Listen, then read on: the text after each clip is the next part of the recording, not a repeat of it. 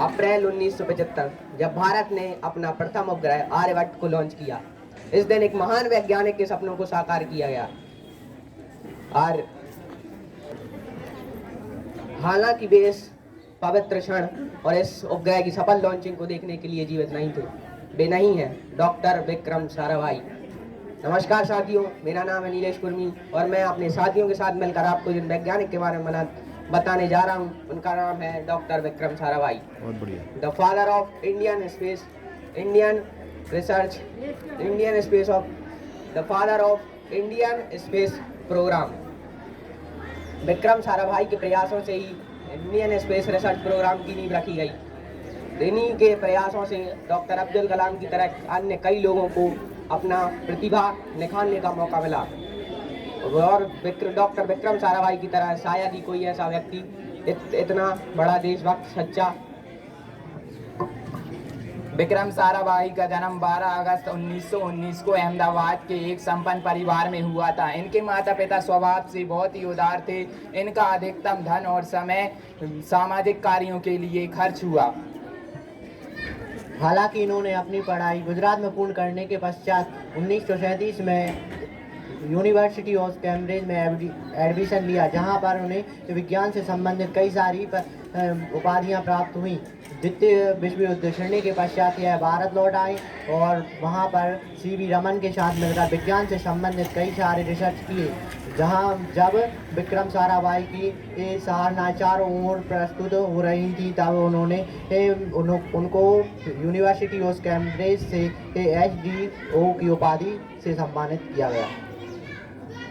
इनके पिता का नाम अंबाला साराभाई था और ये अपने समय के अच्छे खासे व्यापारी थे।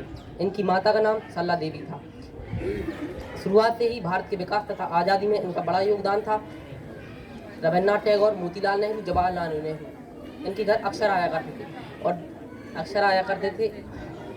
1942 में डॉक्टर विक्रम साराभाई ने उस समय की प्रसिद्ध डांसर, क्लासिकल डांसर मृणालिनी से अपनी शादी की। हालांकि उस शादी में इनके परिवार का कोई भी सदस्य शामिल नहीं हो पाया था, क्योंकि उस समय गांधी जी द्वारा चलाया जा रहा भारत छोड़ो अभियान में वहां उनके सदस्य के पूरे सदस्य शामिल हुए थे।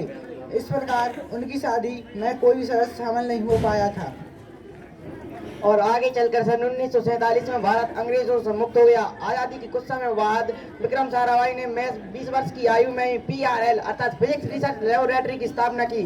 और इसमें दिलचस्प बात यह थी कि इस लेबोरेटरी की स्थापना शाहीबाग अहमदाबाद में स्थित उनके घर के एक छोटे से कमरे से हुई थी और यहीं से भारतीय स्पेस एजेंसी की शुरुआत हुई थी। और आगे चलकर जगह की और जरूरत पड़ने पर सन 1952 में डॉक्टर CV रमन ने फिजिकल स्पेस लेबोरेटरी के नए कैंपस की बुनियाद रखी। इसी कड़ी में मैं आपको बताने जा रहा हूं कि जो हमारे वैज्ञानिक हैं डॉक्टर विक्रम साराभाई, इन्होंने कॉस्मिक किरणों पर अध्ययन किया और इन्होंने कॉस्मिक किरणों पर अध्ययन करते हुए शोध किया। वो ब्रह्मांडीय किरणों पर अध्ययन करना चाहते थे। इसी के साथ उन्होंने अध्ययन करते हुए 1945 में वापस कैम्ब्रिज विश्वविद्यालय में जाकर इस पर और शोध गहन किया। इनके लिए 1942 में डॉक्टर CV रमन के सानिध्य में 1942 में कॉस्मिक किरणों पर प्रकाशन हुआ। साथ ही मैं आपको बताना चाहता हूं कि वह समय चल रहा था सैटेलाइट लॉन्चिंग का। सभी देश अपनी सैटेलाइट लॉन्चिंग करने के लिए एक दूसरे से प्रतिस्पर्धी थे।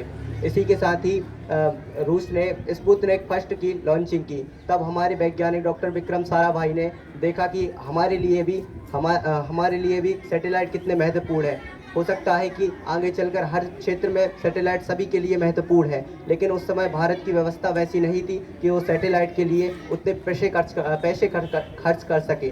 पर फिर भी वैज्ञानिक विक्रम साराभाई ने हमारी तत्कालीन सरकार को उसके महत्व के बारे में बताया। उन्होंने बताया कि कैसे सैटेलाइट किसी भी देश के लिए कितना महत्वपूर्ण हो सकता है। रक्षा संबंधी, किसानों के लिए वह मौसम संबंधी जानकारी प्रदान कर सकते हैं। इसी के साथ चलते हुए उन्होंने आगे जाकर एक साइट जो कि 1966 में एक साइट लॉन्चिंग है, जो 1966 में नासा के साथ कम्युनिकेशन बिठाकर उन्होंने बातचीत की।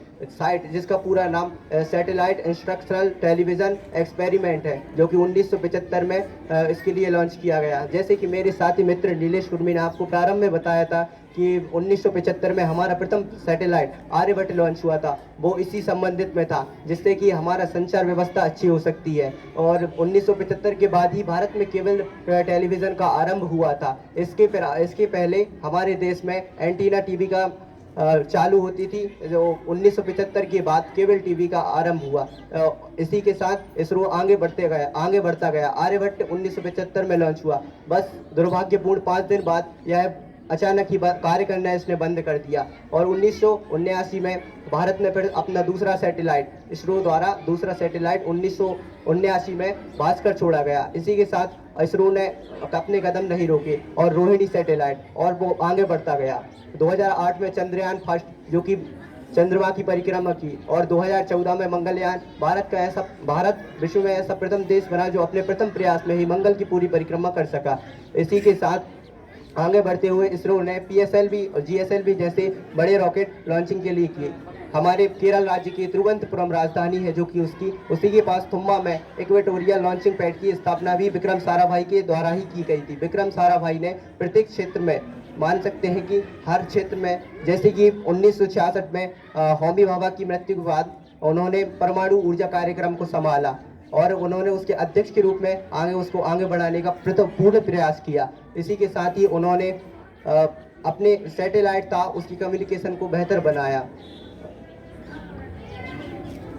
सन 30 दिसंबर 1971 को विक्रम साराभाई और अपने साथियों के साथ थम्बा गए हुए थे, जहां पर एक रॉकेट की लॉन्चिंग थी।